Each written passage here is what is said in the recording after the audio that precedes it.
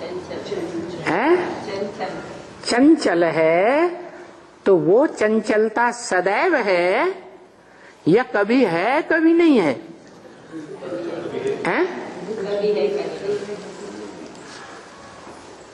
चंचलता सदैव है या कभी है कभी नहीं है?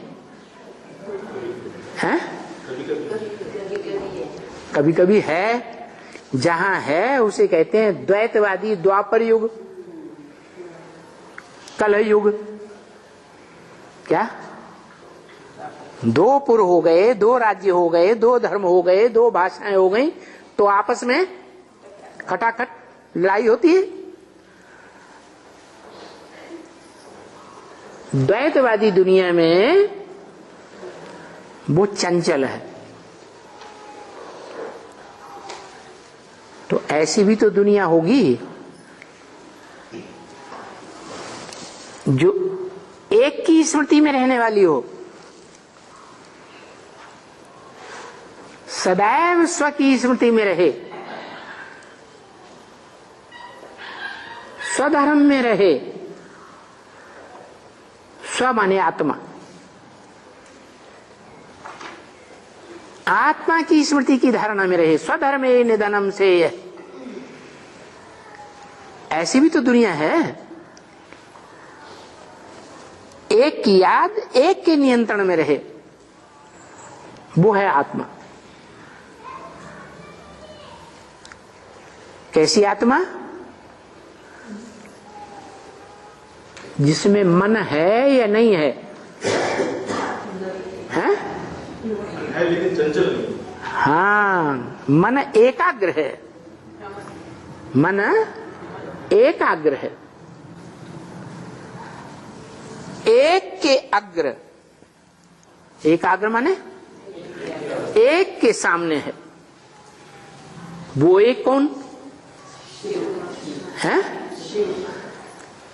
सतयुग त्रेता में देवताओं का मन एकाग्र है या नहीं है? एकाग्र है। वहां एकाग्रता तो है, लेकिन किस एक के अग्र है? शिव के अग्र है। शिव के अग्र नहीं है, लेकिन जो शिव समान ज्योति बिंदु बने हैं सदा काल के लिए जीवन में, कैसे बने हैं?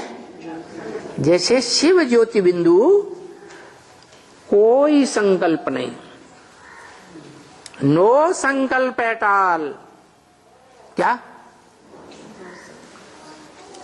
इस दुनिया में आता है, इस दुनिया में कितना भी हड़कंप होता रहे, जिस तन में मुकर्रर रूप से आता है उसमें कोई हड़कंप, बेचैनी नहीं होती। तो ऐसी निराकारी स्टेज जिसमें द्वैतवादी दो दो संकल्प ही नहीं आते, नहीं तो एक एक मनुष्य आत्मा के अंदर एक ही दिन में तो छोड़ो, एक मिनट के अंदर कितने संकल्प प्रवेश कर जाते।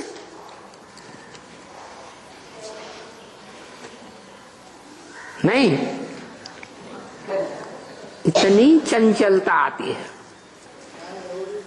मन की, जिसे मन कहा जाता है संकल्प विकल्प करने वाला, सोच विचार करने वाला। वो बहुत तीव्र गति से काम करता है। इतनी तीव्रता और कोई ज्ञानेंद्रिय और कर्मेंद्रियों में नहीं होती है। आंख में चंचलता होती है,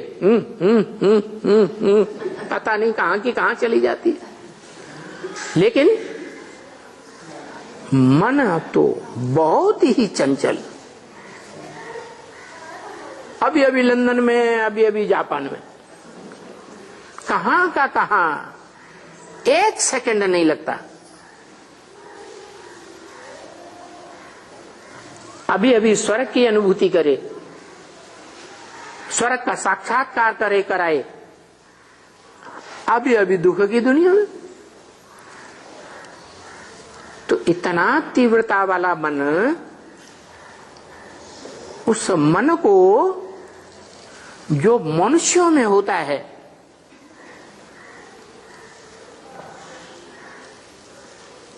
प्रैक्टिकल में होता है, अनुभव में आता है, और देवताओं